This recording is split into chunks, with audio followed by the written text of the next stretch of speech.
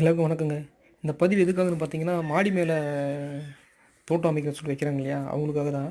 இது வந்து நானும் மாடி மேல தான் இந்த செடி எடுத்துன்னு வச்சேன். ஆனா யோசனை பண்ணி பார்த்துட்டு இந்த செடிய நான் கீழ எடுத்துன்னு போயிட்டேன். இது வந்து ஒயிட் நாவல். நர்சரிலேருந்து வாங்கின்னு வந்தேன். இதெல்லாம் வந்து 40 வருஷம், 50 வருஷம் வர்ற மரம்.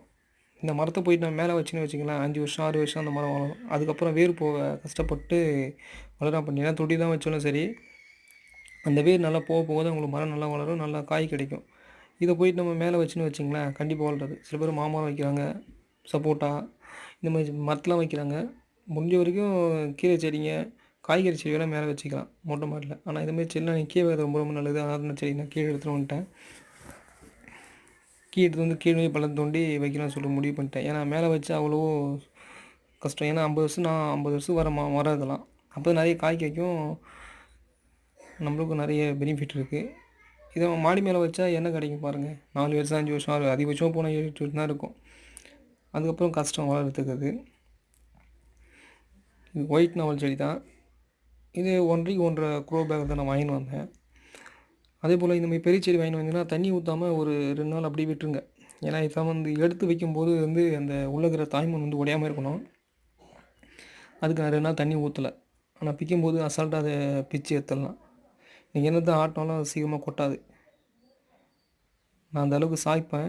சாய்ச்சாலும் அது வந்து கொட்டாத அளவுக்கு அப்படியே தான் இருந்துச்சு. ஏன்னா அது வந்து செம்மண்ணுங்கிறதால வந்து நல்லா கிரிப்பாக இருக்கும். இந்த அளவுக்கு ஆட்டினேன். ஆனால் ஒன்றும் இது ஆகாது. அப்படியே தான் இருந்துச்சு. நல்லா ரொம்ப வெயிட்டாக இருந்துச்சுங்க தூக்கத்துக்கு. அதனால் வந்து அந்த அளவுக்கு நான் வெயிட் தூக்கியும் அது ஒன்றும் ஆகலை. அந்த மண் அப்படியே தான் தாய்மண் அப்படியே தான் ஒட்டுனுச்சு செடியோட. ஆனால் 2 நாள் தண்ணி ஊற்றாம அப்படியே விட்டுருங்க. விட்டிங்கன்னா அது காஞ்சி போனால் நல்லா இதுவாக இருக்கும். நம்ம எடுத்து வைக்க ஈஸியாக இருக்கும். சில பேர் தண்ணி ஊற்றிட்டு அது உடஞ்சிட்டு அப்புறம் தாய்மண் உடஞ்சி போயிட்டு அப்புறமா வைப்பாங்க. அந்த மாதிரி இருந்தால் கொஞ்சம் செடி அந்த வேர் போகிறது கொஞ்சம் கஷ்டப்படும் அதுக்கப்புறம். இதில் இருந்துச்சுன்னா வேர் ஈஸியாக போயிடும். ஸோ வந்து முடிஞ்ச வரைக்கும் இந்த மாதிரி மரச்செடிலாம் வந்து மாடி மேலே வைக்க ரெஃபர் பண்ணுறது கொஞ்சம் கஷ்டம்தாங்க இதெல்லாம். ஏன்னா வந்து 4 வருஷம் 5 வருஷம் இருக்கும். நீங்கள் எதிர்பார்த்த மாதிரி அதுக்கப்புறம் காய் ரொம்ப வராது. அந்த ஃபஸ்ட் டைம் ஏதோ சூப்பராக வரும். அதுக்கப்புறம் கஷ்டம். அதனால தான் எடுத்துகிட்டு வந்தேன். கீழே வச்சேன். முடிஞ்ச வரைக்கும் மண்ணில் வச்சா ரொம்ப நல்லது. பூமியில் வச்சா அது அதோட வேலையை பார்த்துக்கணும். ஃப்ரீயாக விட்டுடலாம். இதில் கொஞ்சம் பழம் இருந்துச்சு. நான் வாங்கிட்டு வரும்போதே பறிச்சிட்டேன். இப்போது மண்ணை நட்டுங்க.